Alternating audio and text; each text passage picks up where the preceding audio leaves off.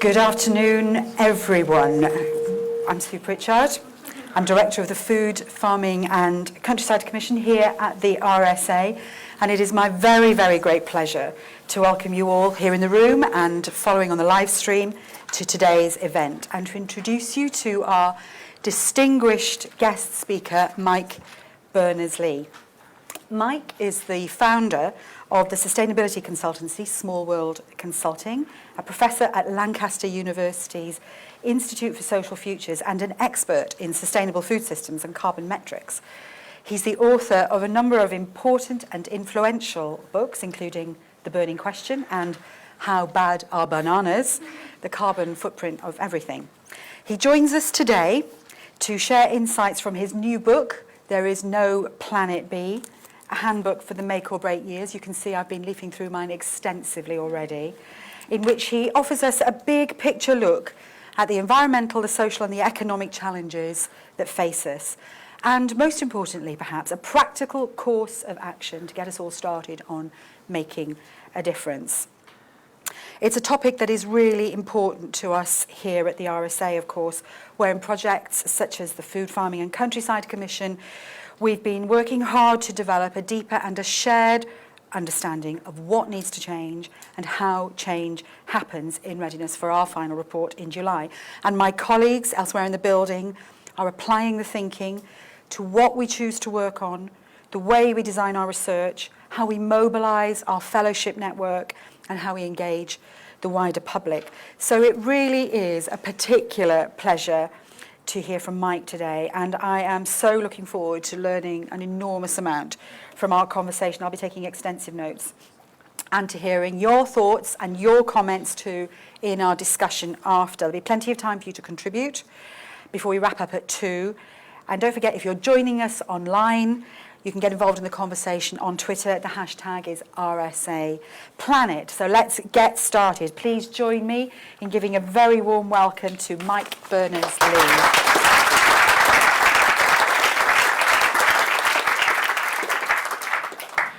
Well, thanks very much. Thanks for coming. So there's no Planet B. So, you know, I've written a couple of books around climate change, and the last one was kind of with Duncan Clark, was trying to be the big picture on climate change. And we hear about, you know, other environmental challenges that are going on, biodiversity and plastics and pollutions and, you know, all sorts. And it's clear that actually, if we want to deal effectively with any of these things, then we need to see them all as symptoms of something much bigger that is going on. So let's have a look at what that bigger thing is going to be. I should just say, by the way, this is going to be a sprint talk. This is the shortest amount of time I've ever talked about this book for, so let's see how it goes.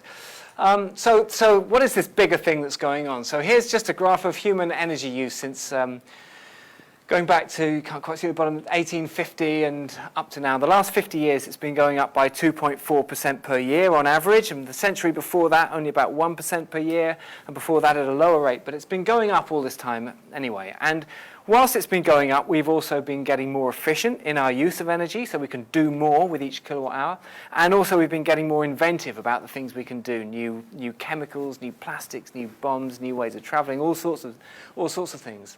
And the upshot is that our influence on this planet through a mixture of accident and design has been going up steeply. 2.4% a year is a factor of 10 every century.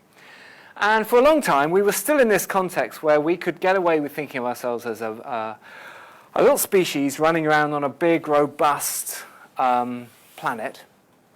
And recently, really recently, that changed, and we find ourselves in a completely new context. So here's my little sketch for it. Some people use this big word, the Anthropocene, but basically it just means suddenly we're in an era where that we are the big things that happen in the environment are because we cause them. And we used to be able to get away with running around, treating the planet like this, and now suddenly it's like this. And that's such a radical change in context. And it's not surprising that it's unclear.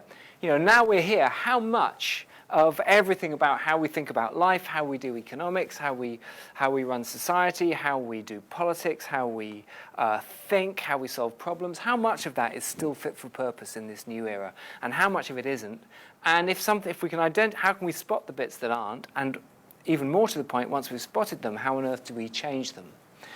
And so here in this new context, we're facing a load of challenges that are, they're all joined up. It's a systemic problem, and it's not just science and technology, it's mixed up with every discipline you can think of. And like it or not, that's how we have to think about the problems. It doesn't work any longer to think about climate change over here, and then with a separate hat think about biodiversity over here, and with a separate hat again think about things like inequality, and have it all looked at one thing at a time. So here's the book. This is my attempt to cover it all up in one hit. And because it's not really a linear story, it's not one thing at a time, what I'm going to do is keep quiet for a few minutes, and you just all stare at the page and absorb the whole lot in one go, because that's really ideally the way you look at it. But there it is. It's designed to be my attempt to put everything in one place, because however hard it is, we have to hold it all in our heads at the same time, simultaneously. And you can see it's packed full of kind of stats and graphs and analysis of every kind. And the reason I've put that in is because they are intended to be perspective-forcing analyses and some of them I think make your eyes pop out with how are we doing this to the planet, and how come we're living like this when we could be living like this, and how much opportunity there is to do things better. For speed, I'm going to skip over this, but I do cover off with some very simple physics this question of, is there really no planet B? Because I think it is getting some traction. Some people have got in the back of their heads, well, maybe it's Star Trek, we're all brought up with it, and Elon Musk goes on about it, and it actually takes some very simple physics to say that, to show that for the next foreseeable generations, we really are stuck on our beautiful planet A. I'm just going to whiz through that for speed. But just to give a sort of a collage of some of the things that are going on all together. So we've got biodiversity that we're hearing a bit about, not enough about as we need to. And all these species, one of them is us, of course, more and more of us every year.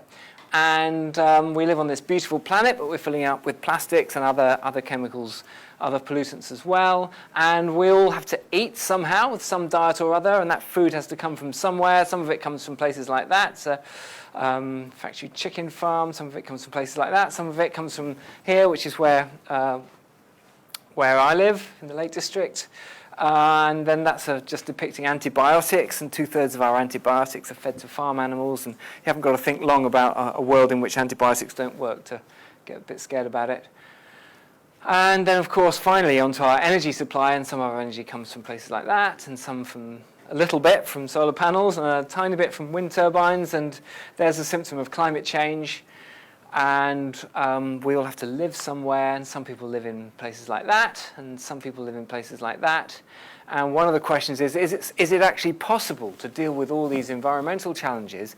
Is it possible to do that in a world in which we've got all this level of inequality going on, or not? Even if you just look at it from a practical perspective, does that level of inequality actually stop us from dealing with any of these other things?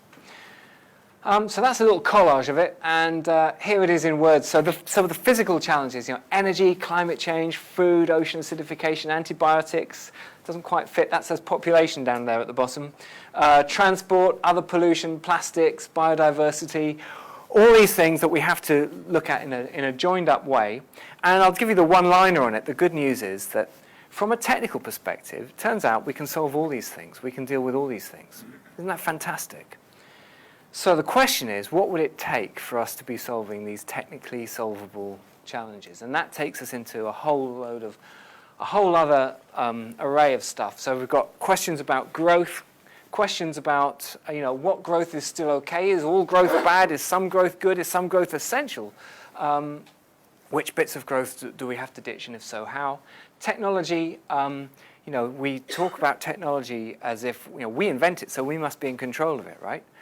But is that really right? So there's a big dynamic going on in which our energy supply is going up and our technology is going up, and it brings us lots of great things. But one of the things it's done is taken us into the Anthropocene, and that's taken us into a situation in which we are going to be in a lot of trouble very quickly if we don't deal with that if the quality of our stewardship doesn't radically change? And are we actually in sufficient control of the way technology develops, or are we on some kind of trajectory? Are we on some sort of treadmill trajectory that's going up and up and up, whether we like it or not, with increasing burden on the planet? So huge implications for business and politics and economics, of course, and connected to that are metrics and questions of inequality. And then sort of getting closer to the heart of the book, questions about truth and trust, and then values. And then the concluding chapter is about ways of thinking skills and habits that perhaps we need to get much better at suddenly, very quickly, if we're going to deal with this new context of the Anthropocene. Okay, and now I'm going to get into some of the detail, and it's just going to be excerpts from the detail of some of that green stuff around the edge, the physical challenges we have to deal with. So quickly, a look at food, land, and sea. Just a few things. So this is analysis we did at Lancaster, looking at just the big picture on the global food system. So tracing the world's calories, but we did this for all the other human essential nutrients as well: protein, vitamin A, iron, zinc, and others. So this is the green represents. Sorry, the text is a bit small. I'll talk you through it. So the green is the nearly 6,000 calories per person per day at the global level that we grow. Isn't that fantastic? Coming on for about 2.5 times what we need. And on top of that, farm animals also eat this much grass, pasture, and stover that we can't digest, but they can. That's another 4,000 calories per person per day, per human person per day. And in every region, there's a surplus as well. So in America, it's something like 20,000 calories per person per day, or coming on for that. But even in Africa and all the other continents, there's still a good surplus at the global level. And you can do this, as I say, not just for calories, but if I were to do this for protein, we'd see a very similar story to the one I'm just about to show you for calories. So let's have a look at these calories in crops on their journey through the food system. So a little bit gets lost here in harvest losses, about 340. That's okay, there's still plenty. We could reduce that, but it's hard to take it to zero. And a bit gets lost post-harvest in storage, mainly in the developing world, for want of good storage facilities. We can reduce that, but not probably to zero. There's still plenty. So what comes next is really interesting. We work out what to do with all these edible crops that we've grown and harvested and stored. The little yellow slither here is the bit that we keep as seeds so we can eat next year as well. That's a good idea. The blue chunk here is non-food uses, which is almost all biofuel. And that's not necessarily bad, but I'll just describe the trade-off. So if we grow enough wheat to give me all the calories that I need for the day, and if instead with that wheat we turn it into a biofuel so that I can power my small 1 litre petrol car, Citroen C1, it will give me enough biofuel to power that car for 1 mile. Right? So that's a day's worth of calories against 1 mile in a small car. Now, I could use a second-generation biofuel, maybe a cellulose crop, maybe get it up to 5 miles, but it's still an incredibly steep trade-off. And if I were to try and power all today's aviation, for example, using biofuel, the calorie sacrifice will be something like 2,000 calories per person per day for everyone on the planet. Massive. So that's biofuel. We keep this in the food supply, that's good, and we feed this chunk here, 17,000 calories a day, 1,700 calories per person per day to farm animals. So the farm animals eat this and this, and then what happens? They give us back this red bit, nearly 600 in meat and dairy, and all this gets lost by doing inefficient things like walking around and keeping warm and stuff like that. So there's a huge, huge inefficiency we build into the food system by putting food through animals. And of course, this land here, some of it could be used for biodiversity, some of it could be used for, some but not all could be used for human crops, and some of it could probably appropriately be fed to farm animals. But this is nearly 3/4 of all the calorific need of humanity. And then we lose a bit through distribution and processing losses. We can trim those as well. And then consumers waste a lot, especially in countries like ours. But there's still a surplus, and there's a net excess consumption. So that's the kind of, that's the basic map of the food system. And You can do this at a regional level as well. And we've done it for all the micronutrients, and you get a very similar story. So what does it tell us? It tells us we need to watch biofuels like crazy. They're not necessarily bad, but if we had a low-carbon world and we let the free market do its thing in the food system, we'd just see this expanding at the expense of the green chunk, and it'd be disastrous. We see that if we could just stop feeding human edible crops to farm animals, we would liberate so much spare capacity in the food system for feeding that rising population, making sure everyone's properly nourished, and also dealing with our biodiversity while that we urgently need to do. We can see it's self-explanatory, but we can see that it's good to reduce all the losses and wastes, but they're not the biggest story in here. It's not as big a story as our diets and our animal farming.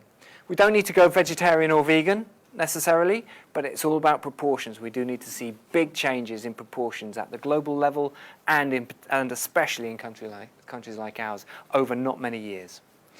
And we also see, and what else is interesting about this, is that there is a net surplus. So why does anybody go hungry? It's not because there isn't enough food. It's to do with, and you could increase this and there would still be some people not getting enough nutrition, particularly of the other nutrients, protein and iron and zinc and vitamin A and stuff. And that boils down to, do the supply chains bother to find their way to every mouth? And that takes us into questions of inequality. And if you've got a piece of land and you can either use it for biofuel for somebody's private jet, or you can use it to grow the food that somebody else who's got 1,000th of the wealth knows that if they don't get that food, they're going to die young. Which way does the food supply go? Well, actually, it goes to the biofuel for the person who's 1,000 times richer, or is it the air-freighted asparagus, or whatever? And until we sort that out, we'll always have a world in which some people don't have enough. We could grow the food supplies as much as we want, and we'd still have that problem. Just to emphasize the inefficiency of animals in the system. So this is soybeans and beef, gram for gram, compared against each other. That's calories, protein, iron, and zinc. And the soybeans winning on every front. And yet, if you feed 100 grams of soybeans to the cow, you get back something like 1/10 of the nutrition in milk and beef. I've mentioned antibiotics as well. So when the beef also comes with an antibiotics crisis, and sheep and cows are also serving up their meat with a good helping of methane and greenhouse gases, very powerful greenhouse gas, as you know, and also much of the cattle farming has got deforestation in its supply chains as well. So there's a whole load of environmental reasons why this change in diet is so hugely important. And a really interesting conversation to be had about what the opportunity is for everybody in places like near where I live, this sheep farming. These sheep are eating more intrinsically human edible animal feed than they're giving back in lamb, and the cost of that feed plus the cost of the medicines equals antibiotics is more than the value of the lamb. So there's an opportunity here to do the right thing for the land, and for the farmers at the same time. We just have to be really smart about it. And then this is the greenhouse gases. Here's per 50 grams of protein how much you need in a day. This is from beef and lamb, and down here something like between 20 to 50, a 20th or a 50th is from peas, nuts, all the plant-based protein sources. I'm doing this at speed. I'm not going to tell you the answer. When's a sea bass not a sea bass? Well, I'm actually not going to tell you the answer. You'll have to get the book. But this just to say, this launches us into the whole role of fish and so on, and how we do our fishing, which is tied in with it all. And then just a quick statistic that if all the discarded plastic in the world was cling film, you could wrap the whole world up 1.5 times over. And we've sort of bumbled into that, and now there's, in a way, it's not the most serious part of our environmental crisis, but it's there's something depressing about the way we've sort of bumbled into this situation in which we have no known way of getting rid of this stuff. And when people talk about it biodegrading, they just mean it falling into smaller and smaller pieces. It's still there. Okay, on really quickly to energy and climate change, the next section of the book, and I'm just going to be really, really quick on this and just put a few headlines. Here's the first headline. So here's the carbon emissions curve, and just to say that it is going up exactly as if humans had never noticed that climate change was an issue. Exactly as if. Not the faintest trace of evidence that this is dipped at all. Isn't that weird, considering we all know people, probably lots of people in this room me included, and companies and countries with targets and so on, and all the Paris talk? Surely some of this stuff must have led to something. If you add up all the little bits, surely we'd see a difference, right? Why not? Well, the answer turns out to be, I'm not saying this to be depressing, I'm saying this because if we can understand this and get our heads around this, it tells us a lot about what won't work, and it puts us a lot hotter on the case for what could work. So it boils down to what's going on at the global system level. And what we're finding is that there's a dynamic of growth going on. Rising energy supply, rising carbon emissions, rising efficiency. And what we're seeing is it's kind of a self-correcting system. You squeeze the balloon in one place, and if you're not careful, it will just pop up elsewhere. One country cuts its emissions, but one way and another, that enables or encourages another country to increase its emissions, maybe by getting the manufacturing done elsewhere, or one country doesn't grow as much as another, or the fossil fuel doesn't get dug up in one place, it gets dug up somewhere else. And we need to interrupt this dynamic at the global system level. There's much more about this in the book. And the book, by the way, has got 14 things about climate change, which is sort of listed out, and then there's an appendix expanded on them with a request, please don't, if you have a choice, please don't vote for any politician who doesn't get and take seriously all these 14 points. So it's a little checklist for you. And this is just, it's an old slide from a previous book, actually, this one, but just to make the point, this is how much fossil fuel there is in the world, and this is how much we can burn, this little sliver there, for a 75% chance of staying within 2 degrees, which is, the science is now crystal clear, 2 degrees is really, really dangerous. In fact, 1.5 degrees is more dangerous than we used to think 2 degrees was. And then this is the nub. This is the most important thing to say about climate change in a way is, that's the phenomenon, isn't it? This is the human response to it. And maybe it's just starting to change slightly now. I mean, very interesting time right now. On the one hand, the science is really scarier than it's ever been, not just on climate change, but on a whole load of those other things I've talked about. But on the other hand, there is sign that, maybe there's signs that humanity is actually waking up in a way that I've certainly never seen before. All right, now I've said some difficult news, now some good news, right? So this dot is the scale. This is how much, if we just had a dot that size of solar panels, it could generate enough electricity to replace the entire of humanity's energy supply. Isn't that fantastic? Now, of course, there's a lot of problems in, how are you going to distribute it, and how are you going to store it, and how are you going to change all the infrastructure to be able to work with it, and all the rest of it. And I talk all this through in the book. The top line is, yeah, sure. Yeah. So, 228 miles square. I've drawn a round dot, but 228 miles square. There is no inherent. All those details turn out to be solvable, and there's no inherent reason why we can't do this. There's no great limit on the raw materials required to make those solar panels or all the rest of it. So fantastic. It's just one example of the way we can solve these problems. But I said that our energy supply was growing, right? So what if we had these and it turned out to be just as well as all the fossil fuel? Right, so if we grow our energy supply at the same time as we grow our renewables, it won't help us at all.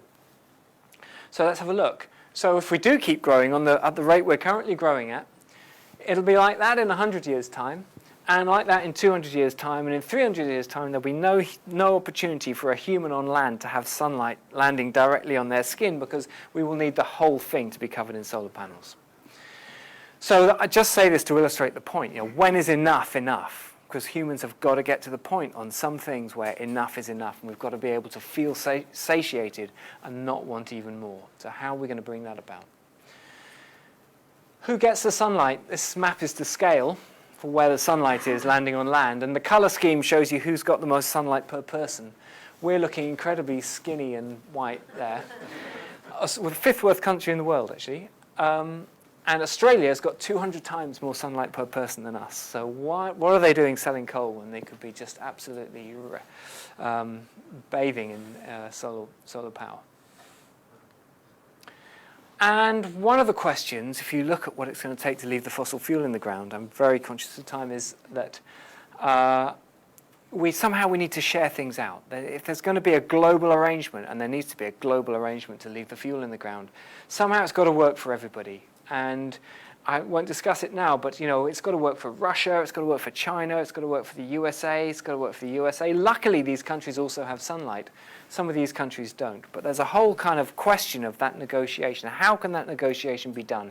And can it be done in a world in which it's so unequal as it is at the moment, and in which the respect with which countries are treating each other is at the state it's in? I just put this up to reassure people in the UK, because if you do the who's got the wind analysis, you find out we're a little bit more filled out and colourful. Very quickly, some stuff on travel and transport. There's our rising travel. This is the driving, and this is the flying in white down here. And those are the two things we most need to worry about. We don't know how to put planes in the air without fossil fuel, and the driving. Talk about it in the book. Just quickly, come the sustainable world, almost all travel is going to require land in some way or other.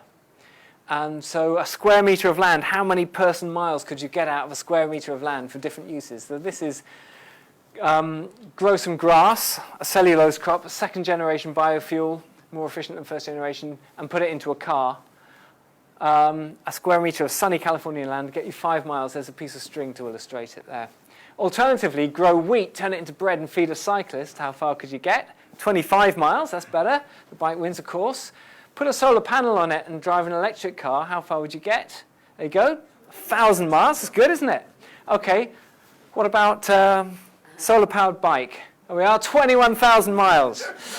Bit sad, actually. I'd like to see this one winning. But there we go. You've got to go with the facts sometimes. I'll still be on this one.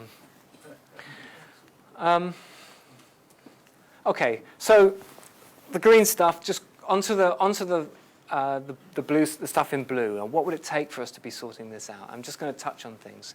So some people say all growth's bad, all growth's essential. I think the way to frame it up is, what growth is bad can't we have anymore? Of greenhouse gas emissions, no, definitely not. Meat consumption, not. GDP growth, probably not. Looks very dangerous at best, but perhaps I can theoretically imagine a world with GDP growth in which we will be sustainable. It's possible to imagine it. Population, tricky, but we can have a bit of population growth, the less the better. I talk about that. It's not the single issue that some people frame it up as. But let's have a look at the top end. Maybe there's some stuff that we absolutely have to grow at high speed. We have to grow things like our capacity for global empathy, our mindfulness, our ability to do systems thinking. It's good for us. We can still think about growing human well-being. That's still okay to aspire to grow. So it's not a question of we can't grow anymore. It's just a question of we have to change the flavor of our growth a lot. Very quickly on inequality, just why are most Americans so much poorer than most Italians? So this is the wealth per person in America. Aren't there, one of the richest countries in the world, and here's Italy right down here and Spain there. But what if you look at the median wealth? That's the wealth of somebody with as many people richer than them as poorer than them in the world. So I'll put that up in yellow. And suddenly the States is right down here, with most people poorer than most people in Spain, most people in Italy. So, life is pretty rubbish for a lot of people in the States in a way that we don't hear about. And we're a bit like the States, but not quite as extreme. It's the same for a lot of things. And just more on inequality, so to raise the point, if you just trim these guys down, these 10 people down to being billionaires, so we're not going to inflict too much suffering, that would be enough to quadruple the wealth of the poorest half of Africa. But I make the inequality point, not just because it'd be nice to have a more equal world, but because if you look at what it would take to come to some of the global arrangements that are required to handle some of the global challenges we've got, it looks impossible to deal with them from a practical point of view whilst there's still this level of inequality going on. Moving on sort of quickly, so truth and trust, and there's a whole chapter on this in the book, but we need to raise our standards of truth and trust. Everything's so complex now, it's easier than ever to hide the truth and obscure it. But we need to get sharper than ever, dramatically sharper at discerning when we're getting the full story, an accurate story. And we need to get better than ever at insisting on it, so that if we're not getting it, we change our media source and we vote differently, and everybody knows we're doing that, and politicians who are careless with the truth get pulled up on it so hard that their careers start faltering and so on. It's amazing how many people I've talked to who will agree with me over a cup of coffee, technical experts, scientific experts, who say, well, actually, you know what, at the end of the day, if you want to sort this stuff out, whether it's climate change or the feeding the world or whatever, at the end of the day, perhaps it comes back to a simple values debate. And I'm not going to talk about these values from I'm not an ethics professor, or I've got no great credentials for talking about values, except from a really pragmatic point of view. What values will help us, enable us to deal with the Anthropocene challenge that we're in, and which values won't? And I think that you can just say it very simply. There are three, and the good news is we can deliberately do things to create these values as cultural norms.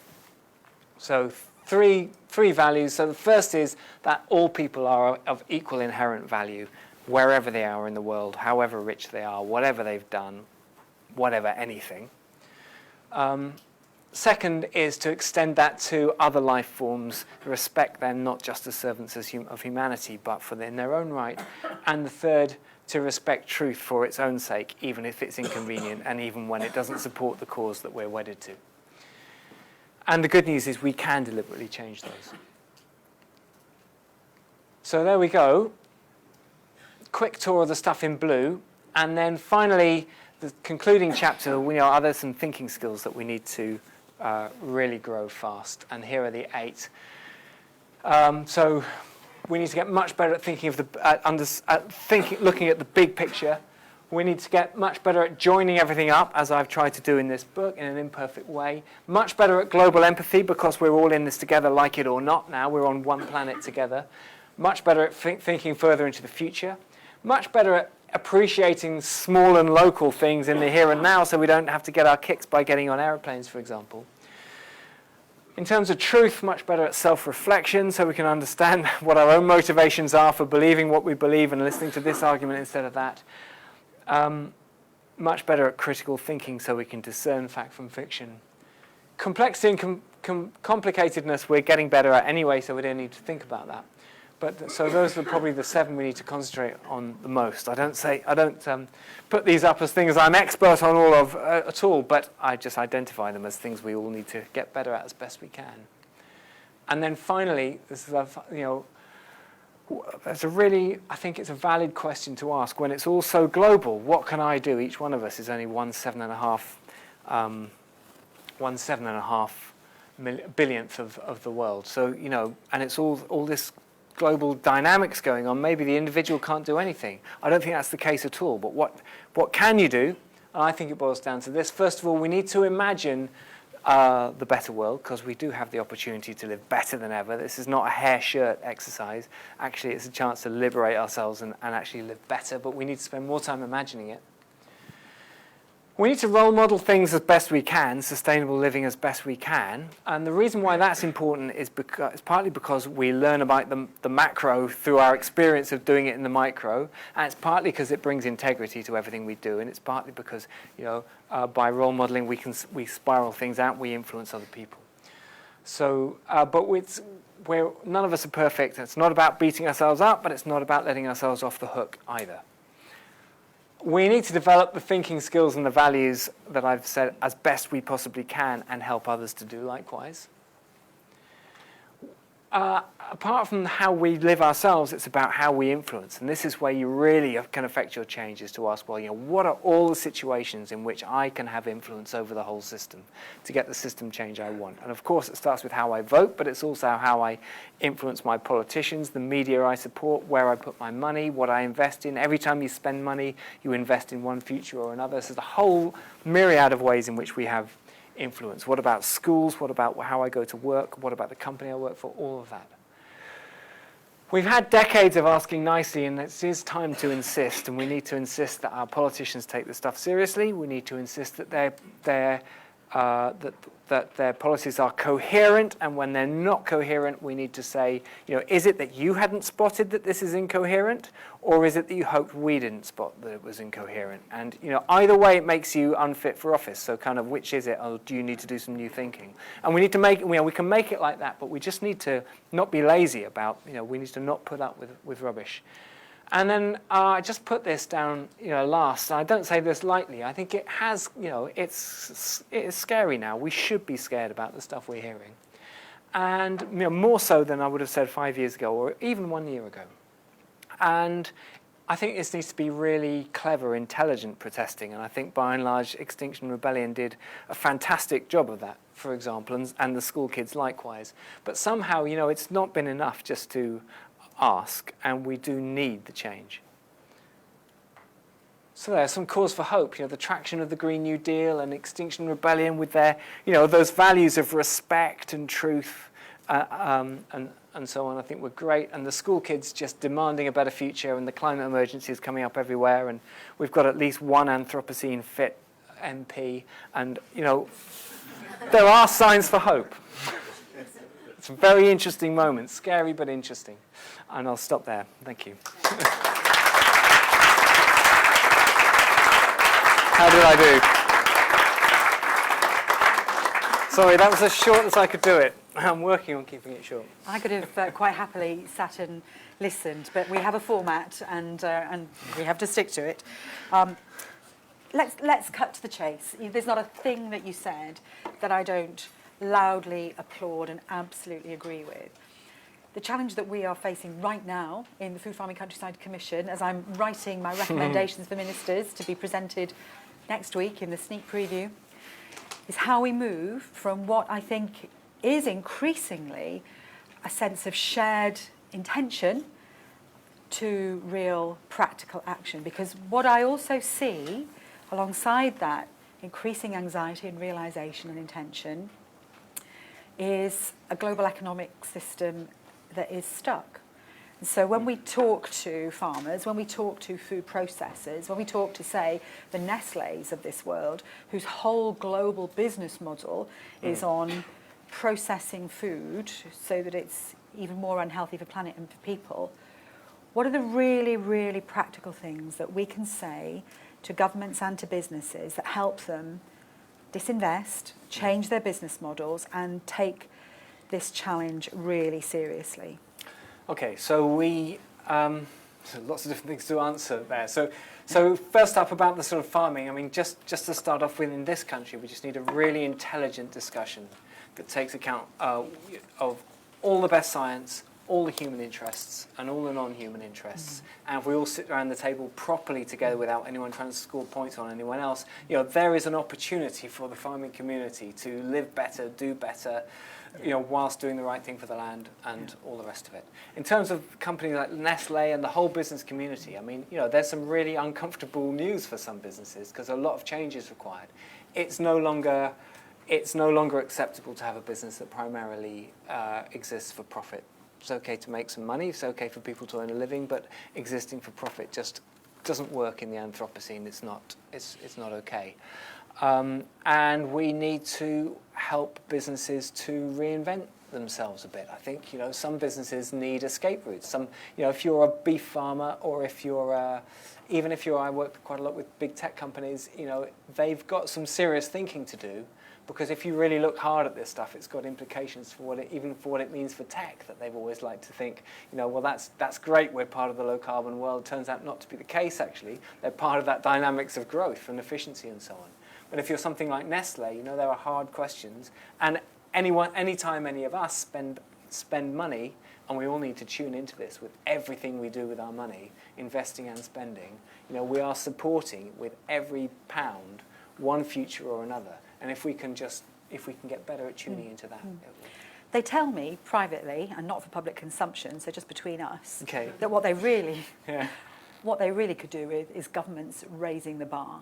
If governments set a much higher regulatory and legislative baseline, that doesn't give them any choice. Sure. So Okay, good. But we're talking about system change here, right? So where does system change start from? It starts from everywhere, actually. And over the years, I've had so many groups tell me that the first mover is somebody else. You know, businesses tell me they're waiting for their customers, they're waiting for governments saying they're just dependent on their electorate. You know, change comes from everywhere. So everyone needs to push in all the areas in which we have influence. And, you know, I don't know how far this can go, but there's been a lot of change recently, not enough. But, you know, I'm not a determinist about this. It looks like if we all push hard, you know, we might get where we need to go. And we increase the chances. Okay, thank you. Let's open it up to some questions. We'll start here. We had a discussion about this in a group that I was in. Just sort of wait for the Just mic. wait for the mic, yeah. Sorry. We had a discussion about this earlier this week, and I think we reached two conclusions. One is there has to be a much greater realization that the changes we want to have are going to mean a lot of changes in many people's lifestyle. And I think back to 1939, where the Defence of the Realm Act made a fair system so that everybody had enough to eat, but not very much. And we couldn't drive cars. And we accepted this because there was an immediate threat of invasion, which would have been disastrous for people. And this was accepted. But we haven't got to the stage now where we accept that there really is something like this, because life goes on normally, and you don't see this. Yeah, so we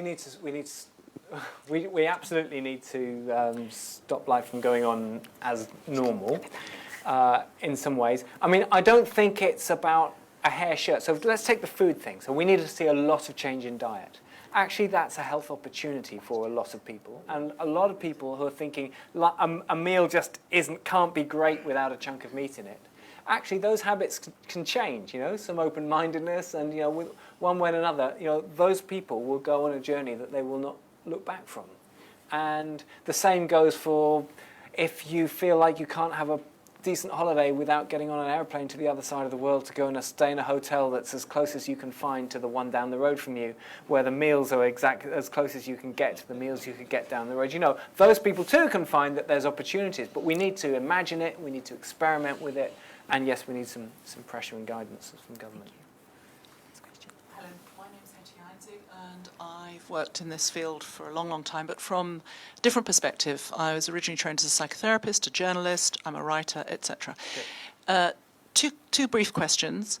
Emotions don't get talked about, and I'd love your take on that. I sat next to a chap on the plane last night, aeroplane, very bad. Coming back from Ireland, a synthetic biologist. He said, I hate emotions. They get us into lots of trouble. Nonetheless, they do exist. They come with a package of being human. And there's an enormous amount of fear, grief, shame, guilt, confusion, etc., etc. That's the sort of area that, you know, the whole area of deep adaptation and so on that I guess I work in. Second thing is, what's your view on GM crops? Because he was, again, it happened yesterday, so it's fresh. He's vociferous in his antipathy for you organic people. Who's this? This chap I met on the plane, who was, he said, we've got to have GM crops if we're going to feed everybody. Okay, so emotions. Well, so, I mean, you know, what's the point of being alive if there are no emotions? And there's little bits on psychology in the book, but in a perfect world there'd be more on that, actually. So the whole business of, you know, basic psychological needs and how we meet them and how we meet them better through this change, and the whole business of how people change. And, you know, if you just want to think simply about grief curves and so on, and we're all at different places in that curve, and what do we need at different places? Do we need evidence, or do we need support, or do we need next steps, or what is it? Or do we just need to be understood that it's difficult? You know, maybe that's it. You know, maybe the people who work in fossil fuel companies just need us to understand that we understand that this is tricky news for them, right? So, yes, that whole emotional thing. And if this wasn't an emotional challenge, you know, if this was just science and technology, I've told you the good news, we'd have it sorted, it'd be easy. I'd relax. I'd go and do another job. I'd go and whittle sticks on the Scottish Island and have a great time. Or something, you know.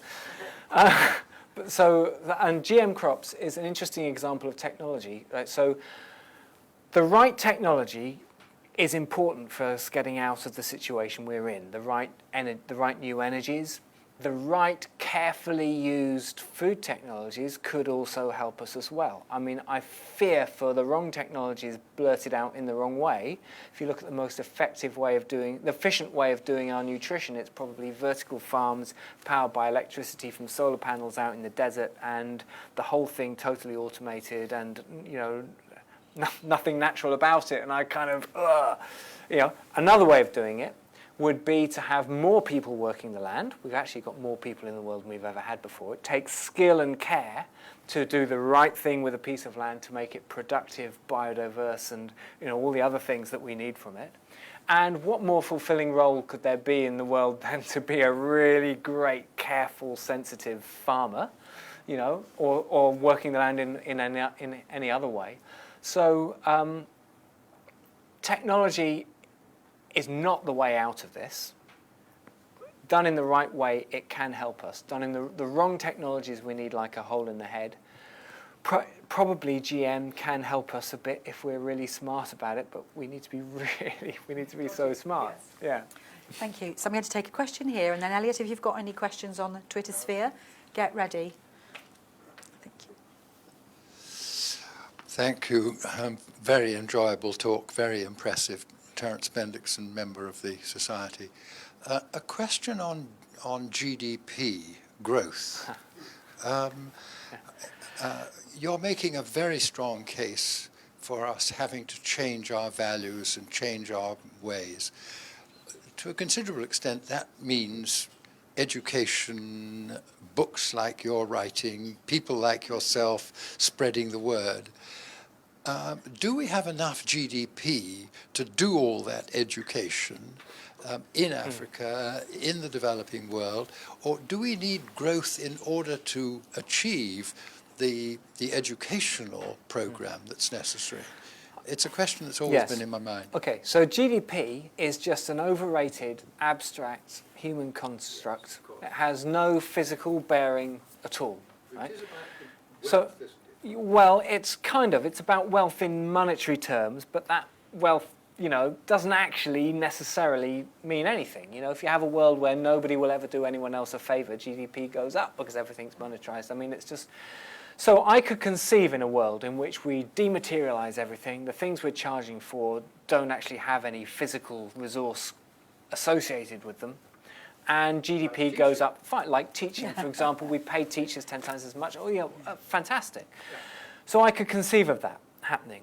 I think the real thing is that, we're chasing the wrong metrics, right? We need to latch on, if we're going to use metrics, and all metrics need treating with caution, then we need to latch onto the metrics that are much more closely associated with the things that are inherently valuable, like human well-being, ecosystem services, or ecosphere, or whatever you call environment, well-being, all of that stuff, right?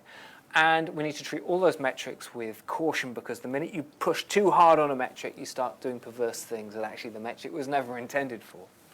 So I think we just need to, and when I talked about values, well, one of the things about focusing too hard on financial metrics is that does push us towards, it does encourage individualistic values that are the opposite of what we need. So we just need, if we're going to have metrics, if we can just focus on other metrics to the point that when someone talks about GDP, the Chancellor stands up and talks about GDP and everyone just yawns at them because they're interested in something else. That's where we need to get it to. Lovely, thank you. I suspect there's a similar graph to be done as the calorie graph. There's more than enough wealth in the world. It's just really badly distributed. Yeah, it's absolutely. I mean, it's a total waste. If you give someone $1 billion, it's a total waste of that wealth, right? The link with well-being goes to zero. There's plenty of evidence for that.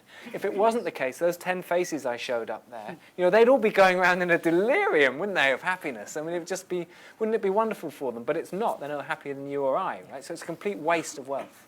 Yeah. I'm going to ask Elliot at the back for some questions from the Twitter sphere. This is a question from Robert Eade. How can we get the UK public to drastically reduce its meat consumption, carrot or stick? Both. Both, but mainly carrot. It's actually changing. So you know, around the Lake District, I've noticed this change. So I've been batting away about, you know, what can hotels and pubs do and what can farms do and all the rest of it. And the change is the poshest hotels in the Lake District are saying, we know we want to get on top of this now. It's just a question of our chefs are a bit scared of it. They've been educated for one kind of cooking, and now they find, you know, it's a bit of a scary transition. But if you go eating around the Lake District, you know, I was in a cafe the other day and we were choosing a lunch menu and we've been staring at it for a little while and just go, oh, you know what, there's no meat on this menu at all. It's not calling itself a vegetarian cafe or anything. It just doesn't have. And actually the options are delicious now, right? So it's getting easier, right? And the BBC is even talking about it. Isn't that fantastic? You know, so that's going to have a lot of change. And so we're understanding it's going to be healthier. So I think it's a transition that is waiting to happen. And the reason why, there always used to be status around meat, and historically there was a good reason for that, because if you had a restricted diet with only 2 or 3 things in it, and you could add one food to increase your life expectancy, make you healthier, it'd be a meat. But now we've got access to massive varied diets, and all of that historical reason why meat was a good thing has actually gone. Lovely. I think we've got time for at least one more question. Up in that top corner. Well, thank you very much. Thank you. Yeah, I mean, very credible story from a benefactor of what you call humanity in terms of internet. You gave us free internet. That was a wonderful thing. Yes, but you know that you lamented about the graph, about the carbon emission. Yes. They are going as if nothing. The carbon emission graph hasn't Yes. noticed. Now, but that tells a story. That tells a story of human nature. And human nature is what you call, I mean, most of us do like growth. And so can we not find some, I mean, and also the human ingenuity that you have, that you know very well of. Why can't we use this to find a way of both growing as well as controlling the carbon emission, carbon control, like the sequestration, the carbon dioxide sequestration, and other technology one could think of. So yes, can't we do together, do things, growth as well as the control of okay. So a few things to cover off there. So first up about human nature. So this thing that gets talked about, it's not fixed, right? It's something we can change, right? So if our nature is not to care about people on the other side of the world, say, enough at the moment, we can change that, actually. We can do things. I talk about this a little bit in the book. I'm not an expert on it particularly, but, you know, there are things we can do to increase the amount that we care about what's going on with people we're never going to meet on the other side of the world. So we can change all of that. And if we're fixated on growth because we've had decades of hearing all our politicians talk about how that's the measure of success for an economy and all the rest of it, actually we can change that. And Kate Raworth is good about this in her book, Donut Economics. You know, when she talks about, you know, our economics affects our values. We can change that. So this business of this growth, you know, it's not helping us. We might be fixated on it, but it is not improving our well-being. So if we can just rid ourselves of an unhelpful fixation, the quality of our lives can go up, not down. That is the key. That is the thing we need to get our heads around. Another question. Lady. Hello, I'm Susan Schnadhorst. I'm a sustainability professional in the built environment. I've often wondered whether if we just changed from having money to carbon as the main currency, whether a lot of these things couldn't be solved. Well, we should link the two up. So if money was linked to environmental burden, it would really help us. So just to be really simple about it, if you say, just to take climate change on its own for a second, right? However you look at it, like I never get in I don't know anyone who can put up a proper argument to say that anything other than we need to leave the world's fossil fuel in the grounds, and that needs a global arrangement to do so. And if we have that, then it needs to be too expensive or illegal, but both actually, to take the fossil fuel out of the ground, right? So that takes you to some kind of carbon price. However you describe it, whether it's a cap and trade or just a tax, or somehow there's to be a price on carbon. And some people say, well, that's just too hard to arrange. But it doesn't matter how hard it is to arrange. Once you've gone through the logic of it and there is no alternative, we may as well focus on how to make it happen. And when you have that carbon price, the nice thing is that it feeds its way through into everything automatically, totally seamlessly. Right? The carbon footprint of everything you buy and do is immediately reflected in the price. And I'm totally with you. We should do all that. Just quickly on carbon pricing and taxing, people look at that as a hair shirt because we have this reaction to tax, but actually a tax is a way of getting revenue in that you can do anything you like with. So if you said to people, like everyone in this country can have a £1,000 Christmas present, fantastic. How are we going to do it? Well, we're just going to put the fuel bills up so that they reflect the carbon impact. Right? Oh, that's okay. Yeah, I can handle that. And all you've got to do, so keep some of the money aside for your increased fuel bill, but all you've got to do is be a bit more careful with your fuel consumption and you'll be quids in. Then, so we can use that to incentivize the right behaviours. Kind of like a basic income. Well, that gets a discussion in the book. Yeah, it's that a theme does. that is very important. At the very least, it's worth an Yes. exploration. Absolutely, absolutely. Okay, perhaps 2 more questions. Let's take there. Elliot, anything else on the Twitter sphere? Or take them in the room? So there, and then we'll come over to you. Yes. My gas boiler's broken down. What should I do instead of replacing it? It's very difficult to do the absolute detailed answer to that, but the long-term future is we are getting away from gas, right? So, these decisions depend on how much money you're able to throw at it, right? But if you're able to invest in it, then sort your house out as best you can and get yourself your solar panels on the roof and see if you can get yourself ground source or air source heat pump and see if you can get yourself gas-free. That would certainly be the ideal solution. And I think houses that have done that are going to be more sought after, for sure. Yeah. Last question from you. Hi, Mike. My name's Libby Davey. I'm a fellow. I'm a coaching professional and change agent. And I'm a writer. I'm writing a book called Planet Me, which picks up some of these questions of, the emotion and how do we respond from a human point of view. One of the challenges that I'm facing right now is that I'm normally a very, very optimistic person. Pragmatic, but optimistic, okay? And I've been involved with Extinction Rebellion in many aspects of this. Current research I'm doing suggests that there is a scenario that it's too late. Okay, and I'm not one to go there, but I think we need to, yeah. So I wondered if you could respond from the point of view of how do we deal with the scenario that systems collapse is now inevitable, and words like resilience, local economies, and I'm sorry to say, but a kind of a post-apocalyptic scenario is something that responsibly we also need to be talking about. Thank you. And I love the book, as you know. Yeah. Okay, so lots to respond to there. So first up, the optimism thing or not. Right? I'm optimistic in the sense that it is not proven that we can't deal with this. We actually don't know. People talk about 10 years, 12 years, all the rest of it. We don't know where the thresholds are, where the tipping points are, and all the rest of it. But we do know that the harder we push, the better our chances are of getting through it, and with fewer consequences. So I'm an optimist in the sense that it's not proven we can't, if we all push hard, we can't deal with this. And even if we fail, what we'll feel a lot better about, I think we'll all feel great. If you imagine a world in which we're all suddenly really fighting hard to deal with this stuff, I think we'll feel great about it because we'll know we're doing the right thing, even if it doesn't work. The adaptation thing, I am really wary of that. The people who say it's proven that we've got a catastrophe coming up, it's not. The people, and I think my fear is, if a crisis hits us, we'll adapt, right? We'll get on that war footing that we know how to do, and we'll scupple around and all the rest of it. But if we think that doing that will deal with the problem, it won't.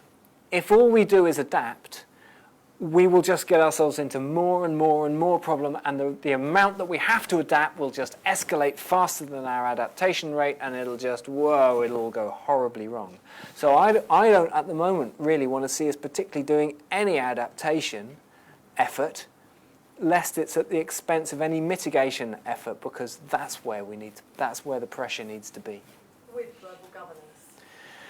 with global governance. We need to get the global governance, but there's stuff we do on the small scale to make sure that the global governance, to help the global governance to happen. Brilliant, thank you. That was absolutely inspiring and provocative and challenging, and we will carry on talking in all sorts of ways separate from that. Just by way of finishing, I think that last question that you asked is a really, really important one. When I talked to my good friend Margaret Wheatley, who's been talking about this stuff and working on this stuff for 30 years now, 10 years ago she said to me, it's time to give up optimism, it's time to give up hope, it's time to give up all of those things. The most important thing that we can do is act. And we have to, at some level, find the capacity to decouple ourselves at moments of crisis from our unhelpful emotional responses and just focus on what we have to do right now. And the thing that I do find really inspiring and encouraging is that that sense of mission embodied in Extinction Rebellion and Greta Thunberg, I'm hearing shared around government and around my commission table, pillars of business, pillars of the community, who are saying to me right now, Sue, up our game.